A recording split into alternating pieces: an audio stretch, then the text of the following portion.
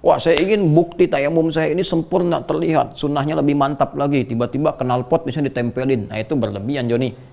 Jadi bukan di situ tempatnya. Cari tempat yang baik, ya, tempat yang bersih. Kan debu itu hikmahnya, teman-teman. Bagaimana Al-Quran membagikan dengan sangat indah sekali, ya, gambaran kepada kita. Yang namanya debu pasti melekat di setiap tempat. Setiap tempat. Kalau tanah kan sifatnya terbatas, ya. Ya, tapi debu itu menempel di setiap tempat, terbawa oleh angin, kan, bergerak kemudian nempel, bahkan Anda nyuci gelas disimpan begini sudah ada debunya lagi. Nah, cuman karena dia punya sifat menempel di tempat-tempat secara luas, maka kita bisa analisis, kita bisa nilai, kita bisa lihat di tempat mana yang baik debu itu menempel. Itu yang kita gunakan untuk bisa tayamum.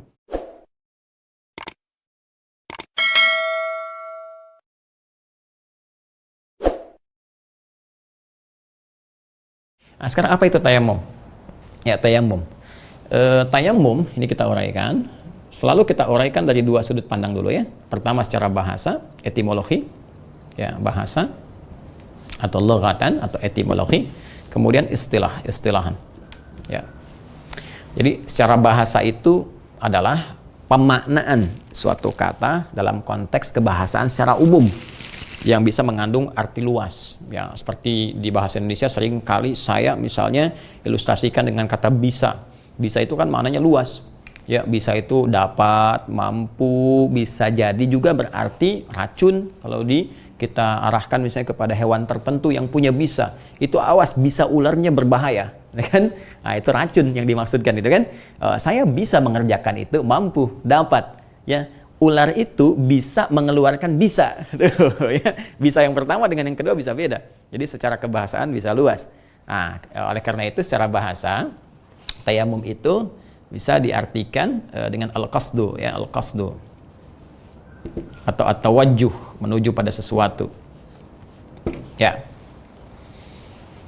Asal kata tayamum, yaitu secara bahasa itu berarti al-qasdu atau at-tawajjuh, menuju untuk mengerjakan sesuatu. Ya, al-qasdu ini sebenarnya banyak diwakili dalam kata-kata bahasa Arab, cuman diksinya itu, ungkapan katanya itu punya penekanan berbeda-beda. Jadi di bahasa Arab itu menarik, ya, ada kaidah ziyadatul mabna tadullu ala ziyadatil ma'na. Jadi perbedaan satu harokat saja itu bisa menjadikan artinya tidak sama, apalagi kata yang berbeda. Misalnya al-hajju, haji itu juga secara bahasa mengandung arti al-qasdu. Cuman penekanannya, itu berbeda dengan kalimat ini, misalnya at-tayammum. Kalau haji, al-hajju fil lughatan al-qasdu, ya, haji itu secara bahasa menuju, mengarah, gitu kan. Mengarah apa maksudnya? Ini terambil dari kata hajjah, seakar juga dari kata hajjah, ya. Al-hajju itu punya akar kata. Kalau kita turunkan lebih dalam lagi secara fikih loghah, nanti akan ada hybrid, ya, dari kata hajjah, suatu yang kebutuhan. Jadi kenapa haji disebut haji? Karena kita akan menuju satu ritual yang seluruh hikmahnya menjadi kebutuhan dalam hidup kita. Itu maknanya. Jadi kalau Anda kemana mau haji, artinya Anda akan mengerjakan suatu ibadah yang besar, yang semua isinya itu punya hikmah untuk kebutuhan hidup kita. Kita butuh itu. Ya, apa hikmah di balik tawaf? Apa hikmah kita di balik wukuf di Arafah? Apa hikmah lontar jamarat? Itu ada maknanya. Bukan sembarangan Anda datang jauh-jauh, ya sudah keluar uang banyak, tenaga, mental, pikiran, macam-macam, tapi nggak dapat isinya, rugi Anda. Secara fikih benar. Ya, secara fikih benar, alhamdulillah kewajiban selesai, tapi makna yang tidak kita dapatkan dalam kehidupan menjadikan kita nggak mendapatkan hasil keistimewaan yang bisa kita dapatkan bahkan saat di dunia. Nah, at-tayammum, teman-teman sekalian, ini juga menuju mengerjakan sesuatu untuk menyempurnakan satu hal. Ya, untuk menyempurnakan satu hal. Tayammama ya tayammamu tayammuman, gitu kan? Menuju mengerjakan pada sesuatu untuk menyempurnakan satu hal. Nah, ini menarik kan kalau kita gali. Makanya kenapa disebut dengan tayamum? Karena asalnya, pokoknya kita berwudu menggunakan air, ya kan? Tapi airnya itu nggak bisa diakses. Karena nggak ada kah? Karena sedikit kah? Karena ketidakmampuan kita bersentuhan dengan air. Maka kita harus sempurnakan proses wudu ini. Walaupun air tidak ada. Maka bagaimana caranya? Adalah yang disebut dengan tayammum. Fa illam tajidu ma'a dan fatayammamu. Kalau kamu nggak dapatkan air untuk mengakses wudu itu, maka sempurnakanlah maksud kamu untuk bertaharah itu. Itu maksudnya. Sempurnakan tujuan kamu untuk menyucikan diri itu, untuk membersihkan keadaan diri itu dengan menunaikan tayammum. Begini caranya. Ya, paham sampai sini? Nah, jadi kalau sudah mengerti, kita bisa paham, ya, kita bisa memahami. Makanya di sini secara istilah nanti, nah, kalau sudah istilah maksudnya dalam terminologi apa kata itu akan dipahami, dibawa kemana gitu kan? Seperti tadi kata bisa menurut bahasa banyak, tapi menurut istilah apa? Istilah dunia hewan misalnya, maka yang dimaksudkan racun, gitu kan? Istilah dalam kebahasaan dalam konteks kemampuan, maka yang dimaksudkan adalah dapat, mampu, ya dan seterusnya.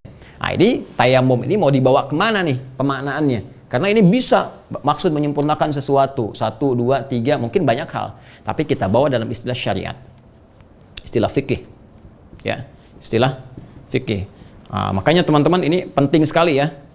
Syariat ini sudah batasan, ya, sudah ada batasannya. Jadi nggak bisa semua dilekatkan kata syariat di sini. Kalau kita tarik berarti dalam pengertian pandangan Islam, ya, mindanya, ya, world view-nya itu sudah world view Islamic world view. Jadi sudah cara pandangnya dalam keislaman yang bersumber kepada Al-Quran, hadis-hadis Nabi Sallallahu Alaihi Wasallam.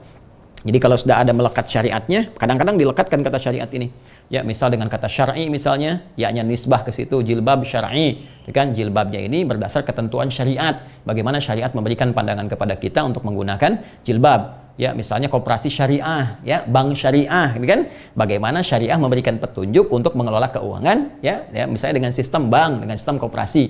Tapi nggak semua juga familiar bisa menggunakan kata syariat. Ya, misalnya pingpong syariah. Gimana pingpong syariah itu ya? Kalau servis pakai bismillah. Ya, kalau nyemes masuk alhamdulillah, nyemes astagfirullah. Nah, itu terlalu berlebihan ya. Terlalu berlebihan. Nah, tidak harus seperti itu juga ya. Nah, jadi ini menurut pandangan syariat tayamum itu adalah, ya kan? Al-qasdu bisti'mali as-sa'id at-tayyib badalan 'anil wudu' bi ahkamin makhsusatin muayyanatin. Paham? Tidak. Yuk kita jelaskan.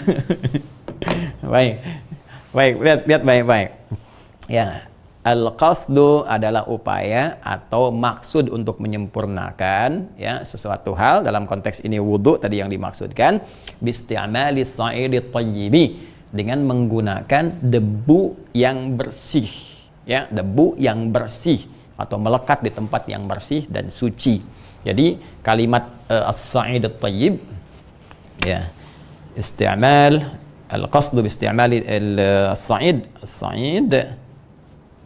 at-tayyib, kan? Nah, as-sa'id at-tayyib itu terambil nanti dari Al-Qur'an surah keempat An-Nisa ayat 43. Ya sa'idan tayyiban, ya sa'idan tayyiban famsahu biwujuhikum, ya kan? Kemudian wa aidikum. Jadi teman-teman sekalian, pertama redaksi as-sa'id, sa'id ini debu, ya, ingat debu ya. Nah, bukan tanah ya, kalau tanah turab. Ya, jadi tayamum bukan tanah, bawa tanah misalnya tempelin, bukan. Ya, jadi kalau tanah itu bahasa Arabnya turab. Tanah itu turab. Nah, ini kan? Baik, kalau ini debu, sa'id itu debu, ya, debu. Makanya ada yang membuat satu judul tayamum itu suci dalam debu katanya. suci dalam tebu, ya. Hati seluas samudra sabar, suci dalam debu tayamum. Bab fikih suci dalam debu tayamum. Nah, ini debu, sa'id, ya. Kalau tanah turab. Kemudian tayyib itu sesuatu yang baik, ya, baik, bersih. Ya, bersih.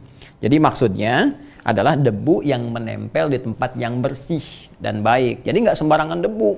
Wah, saya ingin bukti tayamum saya ini sempurna, terlihat, sunnahnya lebih mantap lagi. Tiba-tiba knalpot misalnya ditempelin. Nah, itu berlebihan, Joni. Jadi bukan di situ tempatnya. Cari tempat yang baik, ya, tempat yang bersih. Kan debu itu hikmahnya, teman-teman. Bagaimana Al-Quran memberikan dengan sangat indah sekali, ya, gambaran kepada kita. Yang namanya debu pasti melekat di setiap tempat. Setiap tempat. Kalau tanah kan sifatnya terbatas, ya. Ya, tapi debu itu menempel di setiap tempat, terbawa oleh angin, kan, bergerak kemudian nempel, bahkan Anda nyuci gelas disimpan begini sudah ada debunya lagi. Nah, cuman karena dia punya sifat menempel di tempat-tempat secara luas, maka kita bisa analisis, kita bisa nilai, kita bisa lihat di tempat mana yang baik debu itu menempel. Itu yang kita gunakan untuk bisa tayamum, ya. Dan ini hikmahnya menjadi lebih indah. Jadi lebih indah, Masya Allah, gitu kan. Jadi kemanapun kita beraktivitas, even kita berada di pesawat misalnya atau di kereta, ya sudah pasti kita temukan lah, ya, di bagian pesawat dekat jendelanya itu kan ada bagian pasti menempel debu, ya. Bahkan di tempat makan itu kalau kita buka kan, yang menempel di kursinya itu, ya kita buka, kemudian ada satu tempat untuk makan, kita bentangkan begini, itu ada debu juga di situ. Ya, jadi ini hikmahnya, Allah memudahkan kepada kita, syariat itu mudah, memberikan kenyamanan pada kita.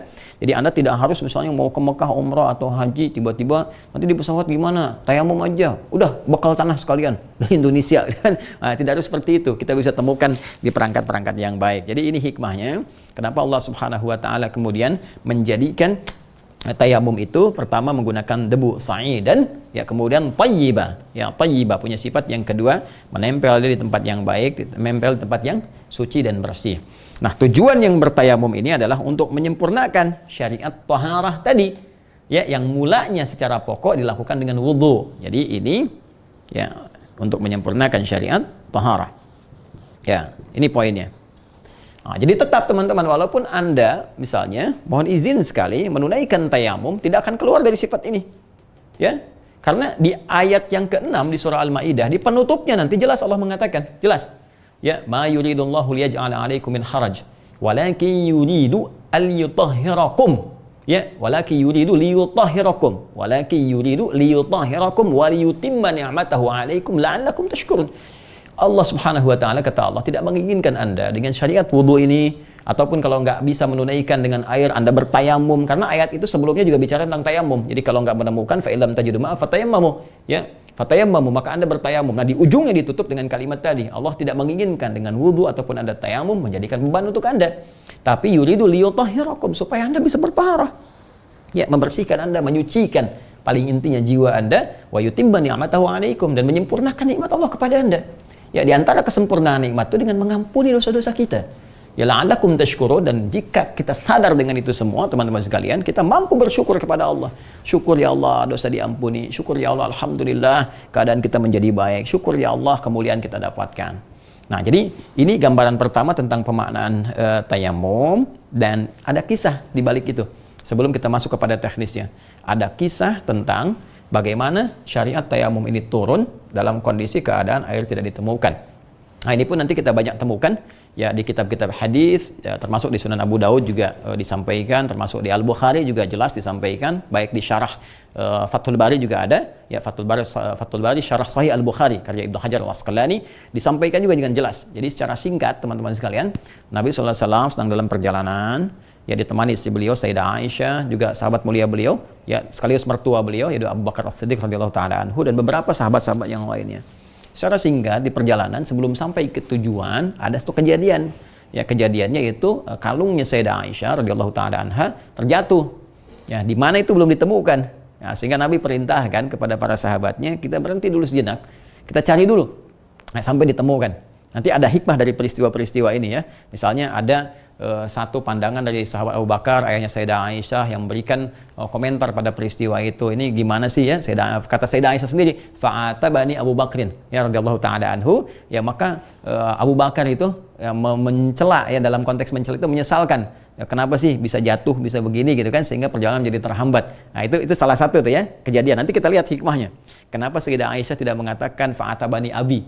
Ya, bapakku kemudian mencela atau menyesalkan tindakanku itu, atau hal yang jatuh dari kalung itu dan sebagainya. Ini ada hikmah juga.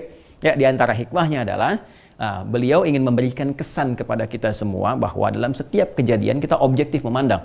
Ya, jangan karena misalnya anak, ya, melakukan sesuatu misalnya, baik ada terkesan salah atau bukan disengaja, lalu karena belas kasihan seorang ayah kemudian menjadikan itu ditutupi, itu nggak boleh. Ya, makanya Sayyidah Aisyah memberikan cara pandang sahabat Nabi. Nih, cara pandang sahabat Nabi itu begini, objektif sifatnya. Jadi beliau tidak menyebutkan di situ bapak beliau, bisa beliau mengatakan fa'atabani abi, ya kan? Tapi beliau mengatakan fa'atabani Abu Bakrin, untuk memberikan pandangan sahabat Nabi semuanya adil, semuanya jujur. Beginilah keindahan dalam bergaul, ketika bergaul bersama Nabi SAW. Tapi nanti kita akan lihat di antara hikmah, ya, kenapa kalung itu bisa kemudian terjatuh dan sebagainya, banyak hikmahnya. Ya, nanti ada yang terkait dengan tayamum, ada kisah tuduhan untuk memetakkan orang-orang bermasalah di hatinya yang munafik dan sebagainya. Ternyata itu di luar kehendak Sayyidah Aisyah. Ada hikmah Allah.